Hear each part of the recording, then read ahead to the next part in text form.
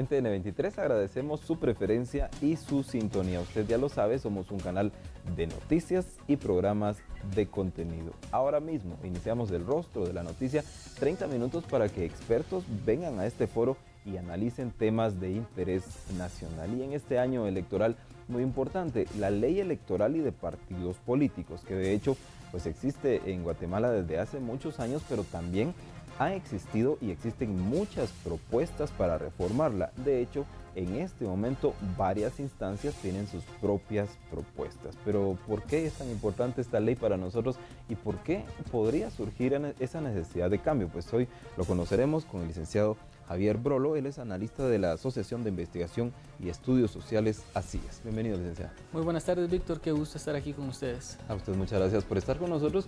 Y pues como lo decíamos, una ley muy importante, pero que todo el mundo está en este momento opinando sobre ella. ¿Cuál es su opinión al respecto? Claro, es muy importante la ley electoral. De hecho, es como el ADN de una sociedad y un régimen político. Es su sistema electoral y de partidos políticos. Ese es el fundamento de la democracia y los errores y virtudes que tiene nos dan como resultado el estado y la situación en la que estamos. Evidentemente, la crisis reciente de los casos de corrupción hizo evidente que necesitamos mejores partidos políticos. ¿Por qué? Porque son los políticos los que toman decisiones en nombre de todos los guatemaltecos. Y vimos qué tipo de decisiones están tomando. Decisiones que no tienen el interés de los ciudadanos como prioridad, sino enriquecerse o saquear dinero del Estado.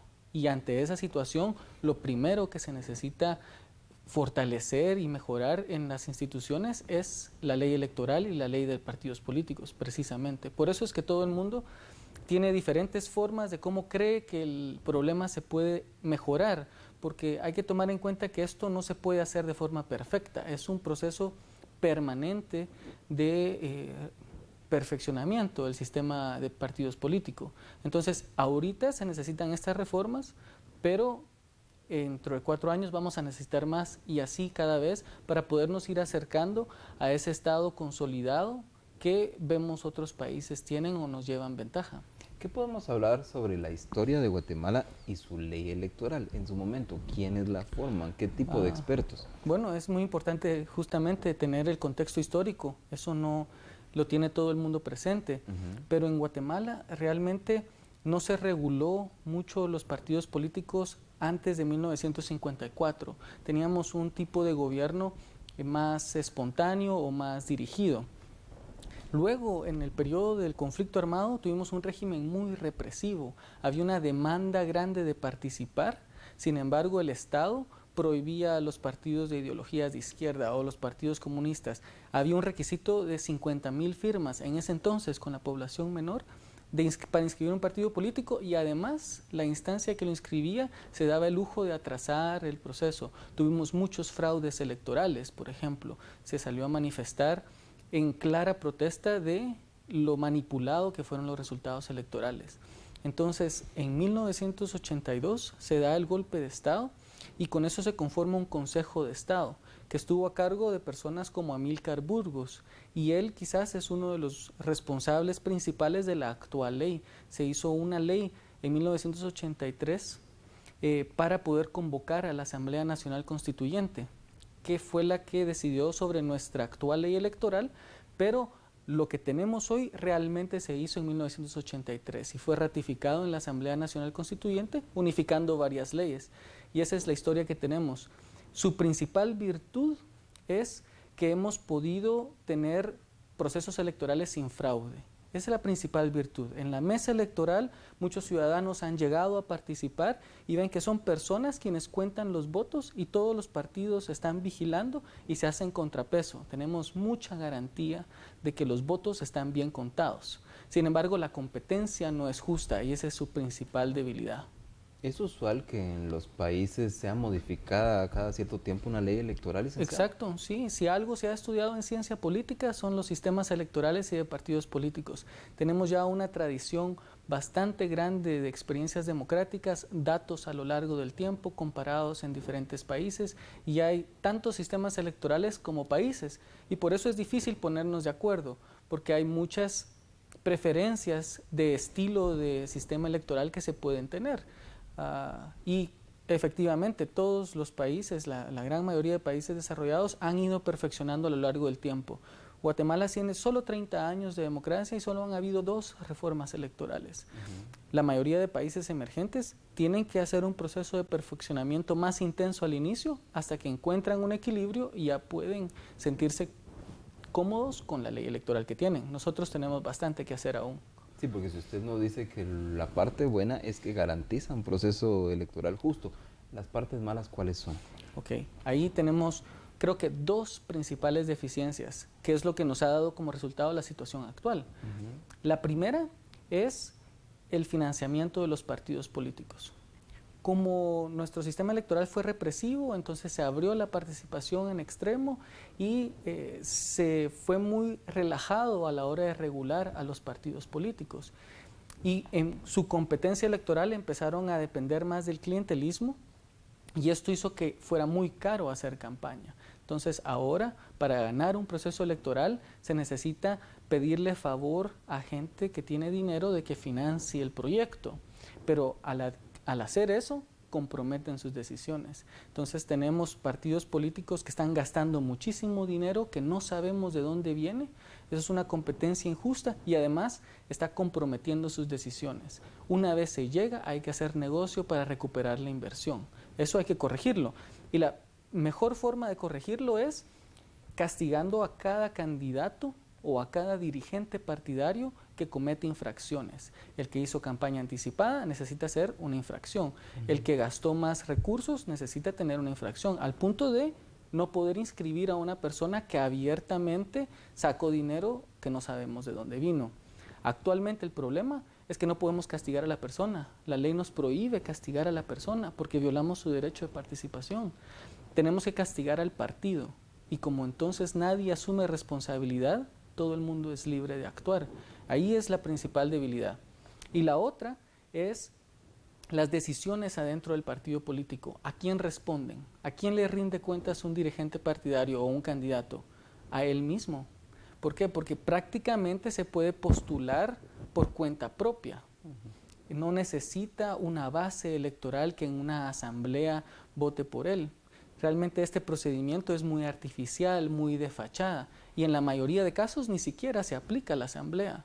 ¿Qué es lo que pasa? El dirigente del partido, que son un grupito de 5 o 6 personas, escoge al candidato a dedo y los va designando. Y de paso puede cobrar comisión, porque como tiene las llaves para inscribirse como candidato, entonces tenemos un sistema perverso que no está del lado de la ciudadanía, sino de los intereses personales del político o del financista que le ayudó a ganar la elección. Esos son los principales 2 problemas y para poder corregirlos necesitamos hacer esos cambios legales, individualizar la responsabilidad, quien comete una falta debe pagarla, abrir las asambleas para que los ciudadanos puedan decidir quién va a ser su candidato y fortalecer al Tribunal Supremo Electoral que tiene que estar vigilando que todo se cumpla, porque también si el Tribunal Supremo Electoral no tiene personal para desplegarse en el país, es difícil que puedan iniciar los procesos de sanción. Se dice comúnmente que no hay nada nuevo bajo el sol y que en algún momento pues se pudo haber copiado esta ley electoral de otros países. ¿Se tiene algún estudio comparativo que nos diga de dónde tomamos ejemplo para crear esta ley electoral, licenciado? Hay varias influencias, pero realmente es un sistema muy propio. Compartimos un sistema proporcional, que esto es típico de los sistemas democráticos europeos centrales. Es muy distinto, por ejemplo, los sistemas anglosajones, que tienden a tener un sistema de mayorías. Nosotros somos un sistema presidencialista, que es más parecido al de Francia, y no parlamentario como el de Inglaterra o el de Alemania. Nuestros modelos políticos democráticos son todos originados en Europa, pero en Europa hay varias tradiciones. Entonces nosotros tenemos muchísima más influencia del modelo francés y el modelo alemán, menos del modelo inglés. Es ahí donde vienen las ideas principales de nuestro sistema electoral, pero es muy propio. Yo creo que es bastante propio, especialmente este sistema de cómo contamos los votos y cómo participamos desde la base hasta la dirigencia nacional. las reformas que se han hecho a la ley, las que usted mencionó, ¿en qué momentos históricos se hicieron y qué cambiaron, licenciado? Justamente como mencionaba, entonces en el conflicto armado teníamos un sistema muy represivo y la demanda de participar lo que hizo fue tratar de relajar el sistema. Participe quien quiera, como pueda, las restricciones son bien bajas, hay que tener organización en 50 municipios, solo en 12 departamentos, 40 personas hacen una asamblea y tengo un quórum de 15 personas. Entonces, se hizo para facilitar la participación, pero lo que permitió fue que fuera muy excluyente. Cada quien puede ser candidato de su propio partido y fragmentó el sistema.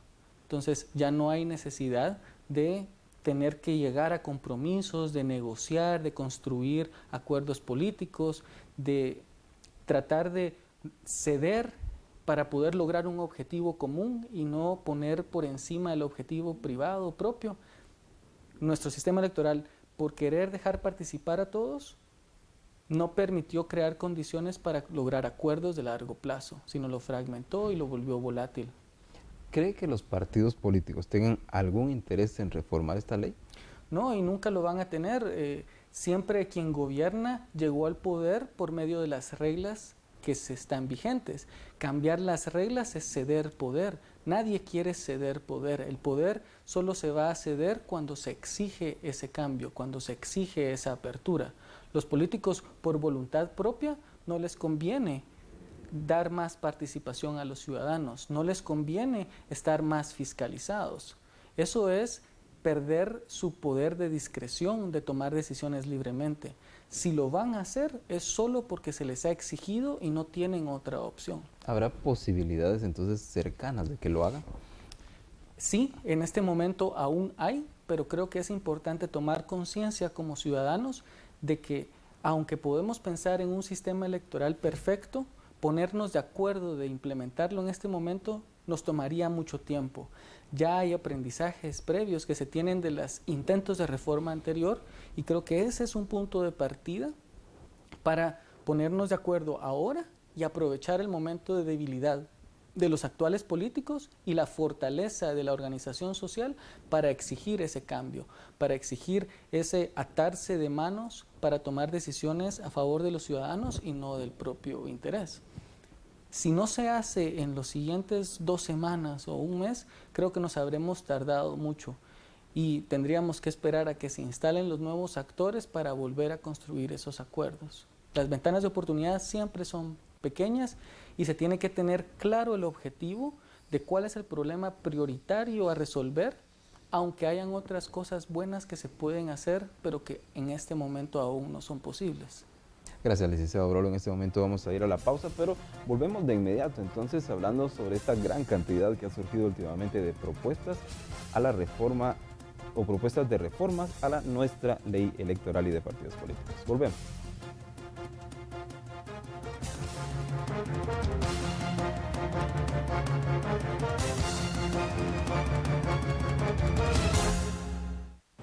Odili Pineda con lo más destacado, martes, miércoles y jueves a las 10 y lunes y viernes a las 10:30 horas en TN23 Tecnología. TN23, todo noticias 24 horas. Poder empezar cualquier negocio, que todos podamos ir a la U, comer todos los días, acceso al arte, seguridad en nuestras calles. Cuando escucho las necesidades de la gente, me queda claro que todos pedimos lo mismo. Oportunidad. Una oportunidad. Una oportunidad. Una oportunidad. Una oportunidad. Las oportunidades vienen con trabajo, con educación y con desarrollo social. Cuenta conmigo. Sandra, presidenta. Ya ve que por ratos me estoy cocinando, pero en las tardes a las 6 agarro camino para la Alfa 97.3 para presentarle el noticiero La Hora de los Zancudos, porque las noticias pueden ser malas, pero no aburridas. De 6 a 8 de la PM que le dicen, será PM por policía militar, digo yo. Ay, La Hora de los Zancudos, por Alfa 97.3.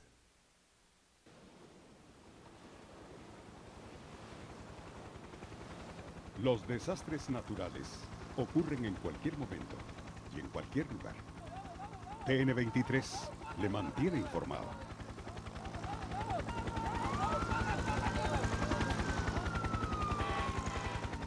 Porque cada minuto ocurre una noticia. TN23 Todo Noticias. 24 horas.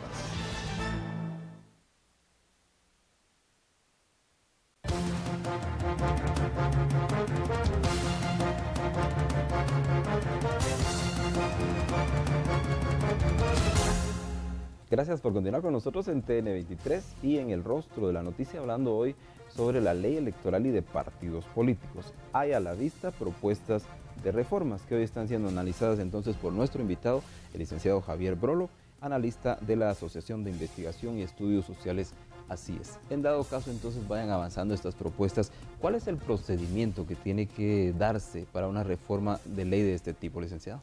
Claro. Creo que hay dos cosas que tenemos que tener presentes. Una es el procedimiento legal. Hay al menos dos procedimientos legales que se pueden seguir. Y el otro es el procedimiento político. ¿Cómo vamos a garantizar que es una reforma responsable y adecuada al problema? El procedimiento legal tenemos dos formas. La primera es aprovechar que ya existe una iniciativa para reformar la ley que está en segunda lectura. Pero el Congreso, el Pleno, tiene que ponerlo en agenda y conocer y decir voy a votar sobre esta ley una tercera vez. Porque se votó 2 veces, se lleva a consulta a la CC porque la ley electoral es de orden constitucional, entonces requiere el visto bueno de la Corte de Constitucionalidad, regresa al Pleno y el Pleno vota una tercera vez. Esta iniciativa no es perfecta y tiene 3 o 4 problemitas que deberían de corregirse con reformas de curul. Y estas son las observaciones que hizo la Corte de Constitucionalidad y dijo, en esta iniciativa hay 4 o 5 artículos que no pasarían así, serían inconstitucionales, esos deben corregirlos. Si quieren aprobarlo, corrijan eso.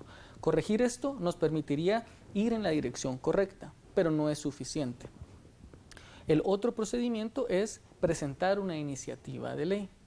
La iniciativa de ley hay diferentes personas que pueden presentarla, el Tribunal Supremo Electoral, la Universidad de San Carlos, los mismos diputados pueden presentar una iniciativa. Y esta primero tiene que ser revisada en la Comisión Especial del Congreso, tiene un equipo de diputados que dice esta iniciativa es correcta, luego pasa al Pleno y nuevamente se vota primera, segunda vez, Corte de Constitucionalidad ha visto bueno y se vota una tercera vez. ¿Cuál es la parte política? La ley electoral es un tema muy delicado porque se puede reformar de forma perversa para agravar aún más los problemas que ya tenemos. Podemos cometer el error de desregular a los partidos políticos y darles más capacidad de robarle al Estado, por ejemplo, si no los podemos fiscalizar, si debilitan al Tribunal Supremo Electoral.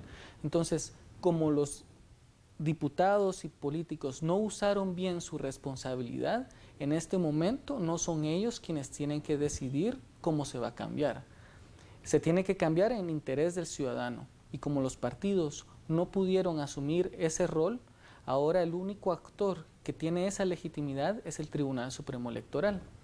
Entonces, las diferentes organizaciones que tienen conocimientos especializados sobre cómo reformar la ley electoral están de alguna manera tratando de consolidar esa propuesta que un Tribunal Supremo Electoral puede llevar al Congreso y exigirle al Congreso dar trámite a lo que la ciudadanía está exigiendo, sin que los políticos toquen o metan dedo o se pongan a negociar de que sí está bien lo que ustedes dicen, pero pónganle esto también. Ese tipo de cosas se deberían evitar porque entorpecerían y realmente deslegitimarían este proceso. Aquí hay una instrucción que se le tiene que dar al Congreso y una responsabilidad que tiene que asumir. Pero nuevamente, esto no va a suceder si no hay involucramiento y participación de los ciudadanos. Es indispensable. Por voluntad propia no se cambiaría, pero esos son los procedimientos. ¿Qué opina de la propuesta que recientemente lanzó el Tribunal Supremo Electoral, diciendo que algunas eran urgentes y que otras partes podían esperar? Yo creo que es una propuesta emblemática, es ejemplar y hay un consenso generalizado de que los contenidos de esa reforma atienden directamente los problemas que estamos observando.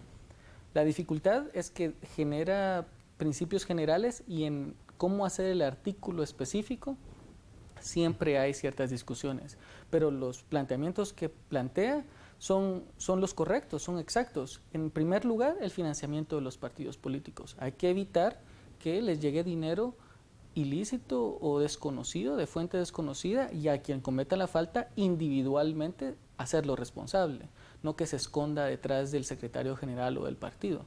Y lo tiene, la propuesta del tribunal tiene eso.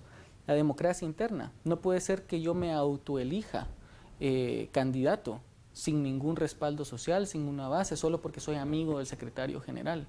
Eso se tiene que eliminar y la propuesta del tribunal justamente corrige eso. Exige que la decisión de candidatos sea con más participación. Y lo otro es que le da facultades y recursos al Tribunal Supremo Electoral para cumplir esas funciones, porque de nada sirve tener el procedimiento si no hay nadie quien lo implemente. Entonces el Tribunal Supremo Electoral justamente requiere el apoyo de otras instituciones. ¿Qué queda fuera? Quedan fuera muchas cosas que tenemos que seguir reformando después. Por ejemplo, el procedimiento de el tamaño de los distritos. Actualmente tenemos distritos como los municipios de Guatemala que eligen 18 diputados comparados con el Progreso que elige solo 1. Eso es ilógico y genera muchas desigualdades. Pero corregirlo en este momento nos llevaría mucho tiempo de discusión y perderíamos la oportunidad política. Otras cosas que quedan fuera, por ejemplo, el tema del financiamiento público. Hay necesidad de eliminar el financiamiento ilegal, pero no entendemos con total claridad qué compromisos tiene capacidad el Estado de asumir, porque podemos atribuirle responsabilidades como un pacto colectivo, ¿verdad? Se le asigna la responsabilidad al Estado y después mire cómo paga. Eso cuesta un poco y hay temas de este tipo, por ejemplo, otros temas que se discuten son sobre la validez del voto nulo o los tiempos de elecciones, algunos detalles sobre la conformación de las listas, que si semiabiertas, que si totalmente abiertas o que si se hacen sistemas de cuotas. Este tipo de temas creo que aún están generando cierta discusión, pero tendremos que ponernos de acuerdo en los próximos días. ¿No cree que generaría cierta confusión el reformar la ley en este momento cuando tenemos ya en desarrollo o a las puertas este proceso electoral? Sí, porque nos genera la expectativa de que hay cosas que se aplicarían inmediatamente. De hecho, lo que sí se puede hacer es fortalecer la capacidad del Tribunal Supremo Electoral de hacer cosas que ya podría hacer, pero que aún no ha tenido oportunidad. Por ejemplo, ser más riguroso en el proceso de inscripción de candidatos. No cualquier candidato que quiera inscribirse puede hacerlo si no cumple con requisitos mínimos. Por ejemplo, el artículo de la Constitución 113 dice que un candidato debe ser capaz, honorable, para poder ser electo. Tenemos personas que están altamente cuestionadas o con procesos abiertos. Entonces, ese tipo de cosas sí se pueden hacer ya. Sin embargo, solo porque la reforma no va a aplicar inmediatamente, no es la razón para la cual abandonarla.